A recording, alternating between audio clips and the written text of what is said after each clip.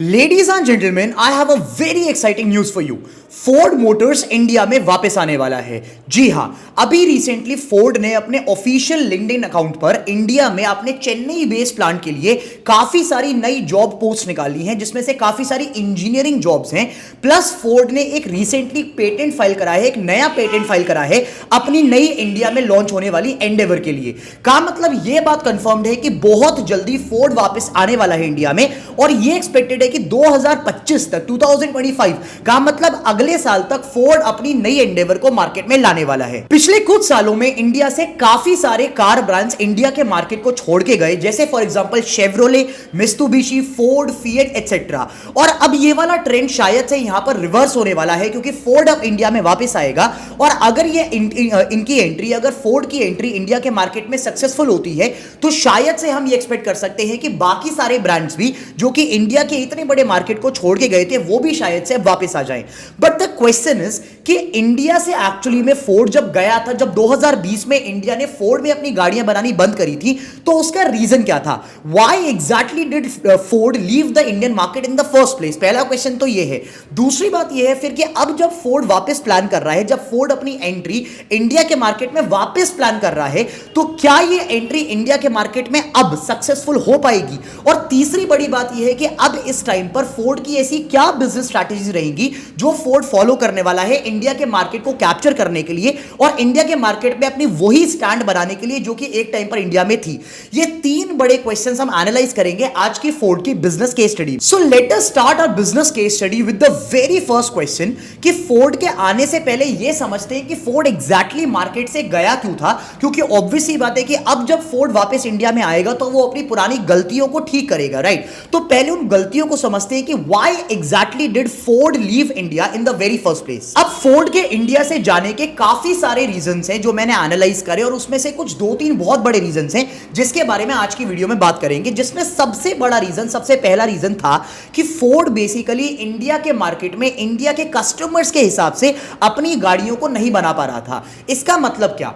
अगर आप लोग फोर्ड के कार्स की लाइनअप देखेंगे जब फोर्ड इंडिया में था, तो आप नोटिस करेंगे कि उस पॉइंट ऑफ टाइम पर फोर्ड, उस पॉइंट ऑफ टाइम पर पहली बात तो इंडिया का मार्केट एसयूवीज के सेगमेंट में इंक्रीज होने लगा था। का मतलब इंडिया के कस्टमर्स एसयूवीज को ज्यादा पसंद करने लगे थे, जिसकी वजह से इंडिया में एसयूवीज का मार्केट बढ़ने लगा था।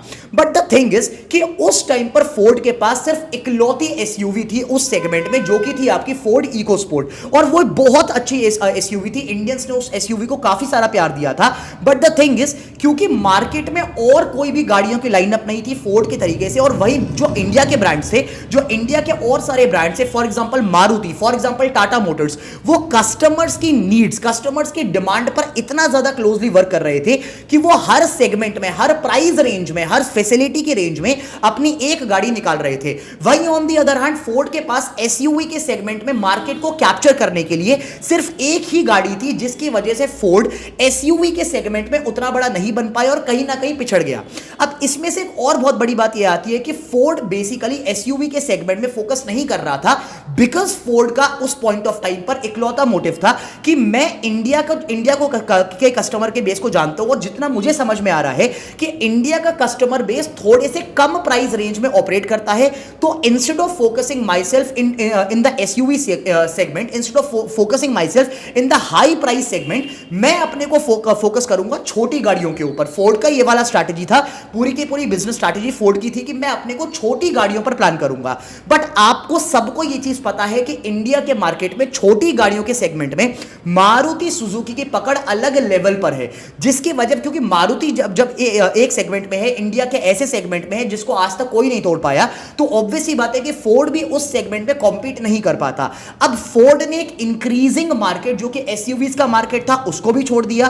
फोर्ड ने प्लान करा कि हम छोटी गाड़ियों पर फोकस करेंगे, बट वो वाला मार्केट ऑलरेडी सैचुरेटेड था और उसमें काफी सारी ऑलरेडी कंपनीज ऑपरेट कर रही थी, जिसकी वजह से फोर्ड का पूरा गाड़ियों का लाइनअप सही नहीं बैठा, जिसकी वजह से धंधा एट द एंड, जब फोर्ड एट द एंड थी 2019-20 के आसपास, तो फोर्ड की सेल्स कॉन्टिन्यूअसली डिक्लाइन हो रही थी फोर्ड के एग्जिट से पहले। दूसरा बड़ा रीजन जो फोर्ड का बेसिकली एग्जिट का रीजन था उस पॉइंट ऑफ टाइम पर, वो था basically wrong financial planning, wrong financial modelling.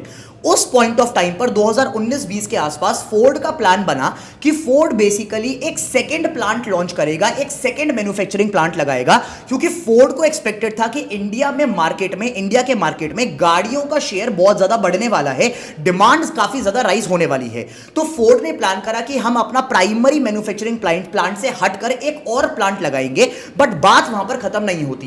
पहली बात तो ये एस्टीमेट गलत था फोर्ड का कि हम इतने बड़े, क्योंकि मार्केट में डिमांड बढ़ेगी गाड़ियों की, वो एक बहुत जेन्युइन बात है, बट फोर्ड का ये एस्टीमेट गलत था कि जब मार्केट में ओवरऑल डिमांड बढ़ेगी तो उसकी वजह से फोर्ड का मार्केट शेयर भी बढ़ेगा, क्योंकि फोर्ड का मार्केट शेयर उस पॉइंट ऑफ टाइम पर बढ़ एक्चुअली में नहीं रहा था।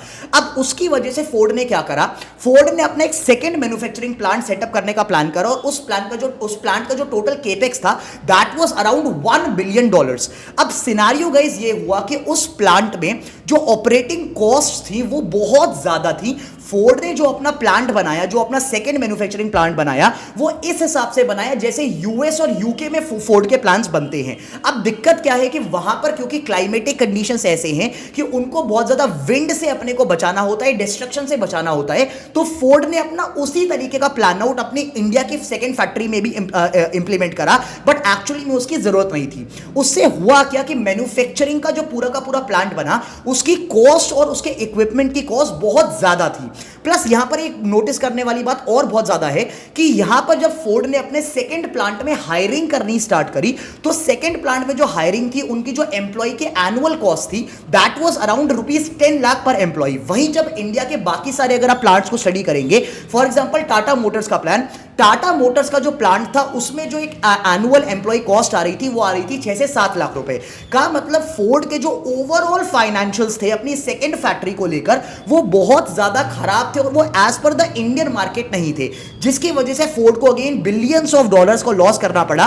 पैसों का लॉस हुआ, प्लस डिमांड भी इतनी ज्यादा इंक्रीज नहीं हुई, जिसकी वजह से फोर्ड को अल्टीमेटली मार्केट से एग्जिट करना पड़ा। तीसरा बहुत बड़ा रीजन जो फोर्ड के एग्जिट के पीछे था वो बेसिकली था इंडिया के customer sentiments towards the cars of Ford. उस पॉइंट ऑफ टाइम पर बाकी सारे ब्रांड्स जैसे फॉर एग्जांपल टाटा बहुत ज्यादा क्लोजली स्टडी कर रहे थे अपने कंज्यूमर्स को, मारुति बहुत ज्यादा स्टडी कर रही थी अपने कंज्यूमर्स को कि कंज्यूमर्स को किस प्राइस सेगमेंट में क्या फीचर चाहिए, क्या बिल्ड क्वालिटी चाहिए वगैरह वगैरह। बट अगर आप फोर्ड की बात करेंगे और उस पॉइंट ऑफ टाइम पर कस्टमर सेंटीमेंट्स की बात करेंगे टुवर्ड्स फोर्ड, तो customer sentiments were actually not supportive of Ford. Customers का उस पॉइंट ऑफ टाइम पर कहना था कि फोर्ड की जो गाड़ियां हैं वो उतने ज्यादा फीचर्स, उतनी ज्यादा बिल्ड क्वालिटी प्रोवाइड नहीं कर पा रही जो बाकी सारे कॉम्पिटिटिव ब्रांड्स कर रहे हैं उसी प्राइस सेगमेंट में, जिसकी वजह से फोर्ड, और प्लस एक यहां पर बात और नोटिस करने वाली है कि फोर्ड ने अपनी गाड़ियों का कभी अपने गाड़ियों के जो वेरिएंट्स थे उनको अपग्रेड करके नए मॉडल्स नहीं निकाले। फॉर एग्जांपल अगर आप इको स्पोर्ट या अगर आप एंडेवर की बात करेंगे तो उसका आप लोगों को कभी देखने को नहीं मिला होगा कि फोर्ड ने उसके अपग्रेडेड वर्जन्स निकाले आने वाले टाइम में। का मतलब यह कि फोर्ड के उस पॉइंट ऑफ टाइम पर जब इंडिया में ऑपरेट कर रहा था तो कस्टमर सेंटीमेंट्स टुवर्ड्स फोर्ड खराब होने लगे थे, जिसकी वजह से अगेन फोर्ड को एग्जिट करना पड़ा इंडिया के मार्केट से। तो ये सारे रीजंस तो थे कि फोर्ड एग्जैक्टली इंडिया से गया क्यों, राइट। अब बात ये है कि अब चला तो गया, इतने सारे मिस्टेक्स कमिट हो गए, इतने ब्लंडर्स हो गए, बिलियंस ऑफ डॉलर्स के लॉसेस हो गए, but now the question is कि in spite of all of this Ford अब वापस क्यों आ रहा है और एग्जैक्टली क्या बिजनेस स्ट्रैटेजी रहेंगी फोर्ड की इंडिया में वापसी की, कि कैसे फोर्ड अपना मार्केट शेयर वापस अचीव कर सकता है। अब वापस आने के again there are multiple reasons, जिसमें से 2-3 बहुत बड़े रीजंस हैं, जिसका सबसे पहला रीजन है फोर्ड की ब्रांड वैल्यू।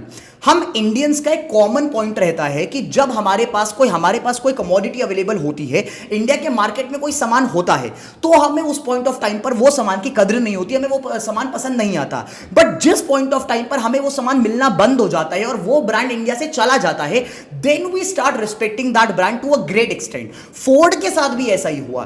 फोर्ड जब इंडिया में था तो उस टाइम पर मैंने अभी आपको बताया कि public sentiments were going against Ford, but जब से फोर्ड इंडिया से गया आपने देखा होगा कि सोशल मीडिया पर फोर्ड को लेकर एक अलग लेवल की वेव थी, कस्टमर्स का प्यार फोर्ड के लेवल पर अलग ही लेवल पर था। का मतलब फोर्ड को भी ये चीज कहीं ना कहीं एनालाइज हुई कि Indians actually love their cars, और इंडिया में फोर्ड की एंट्री के साथ फोर्ड का एक बहुत बड़ा मार्केट हो सकता है इंडिया में। दूसरी बहुत बड़ी बात यह है कि अगर आप फोर्ड की गाड़ियों की रीसेल वैल्यू देखेंगे काफी सारी सेकेंड हैंड कार्स की वेबसाइट पर, तो आपको यह चलेगा पता कि फोर्ड की गाड़ियां आज भी रीसेल वैल्यू में काफी हायर प्राइस पर बिक रही हैं। इसका सीधा मतलब यह है कि फोर्ड की डिमांड बहुत ज्यादा है। जिससे ये चलता है पता है कि फोर्ड की ब्रांड वैल्यू इंडिया में क्या है। अब ये चीज ऑब्वियसली बात है कि फोर्ड ने भी स्टडी करा होगा कि फोर्ड की ब्रांड वैल्यू, फोर्ड ने इतने साल इंडिया में काम करा तो फोर्ड की ब्रांड वैल्यू उस टाइम पर क्या है, और एक्चुअली में फोर्ड की brand value is quite high, जो कि हम फोर्ड की सेकंड हैंड रीसेल कार्स में भी देख सकते हैं। तो पॉइंट ये है कि फोर्ड को अब ये भी पता है कि इंडिया में उनके पास कस्टमर बेस है, लॉयल कस्टमर बेस है। फोर्ड को ये भी पता है कि फोर्ड की इंडिया में जो ब्रांड वैल्यू है वो भी काफी अच्छी है, जिसकी वजह से फोर्ड इजीली मार्केट में वापस एंटर कर पाएगा।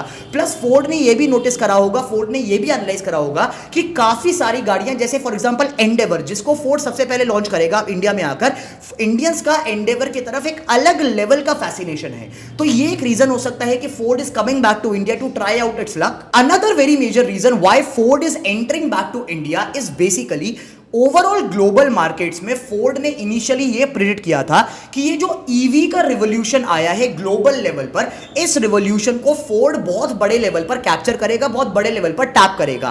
बट एक्चुअली में ऐसा नहीं हुआ। इनफैक्ट ईवी का रिवॉल्यूशन फोर्ड के लिए बहुत बेकार साबित हुआ, जिसकी वजह से फोर्ड को, अगर आप फाइनेंशियल स्टडी करेंगे तो फोर्ड को बिलियंस ऑफ डॉलर्स के लॉसेस हुए हैं और वो गाड़ियां अभी तक बिकी भी नहीं। अब ऑब्वियसली बात है कि कंपनी को तो मार्केट में सर्वाइव करना है, इतनी बड़ी कंपनी को एनीवेज अपनी मार्केट में स्टैंड बनाना है, और इंडिया का कस्टमर बेस और इंडिया का मार्केट प्लस इंडिया इस टाइम पर ऑब्वियसली बात है कि इंडिया की इकोनॉमी ऊपर जा रही है तो इंडिया की स्पेंडिंग पावर भी ऊपर जा रही है।